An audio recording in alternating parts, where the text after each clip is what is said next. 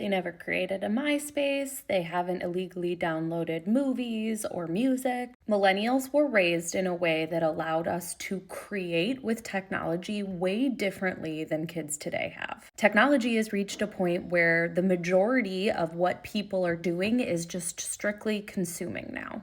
We had to do work to go out onto LimeWire to get our music to then burn onto CDs before we could start consuming it.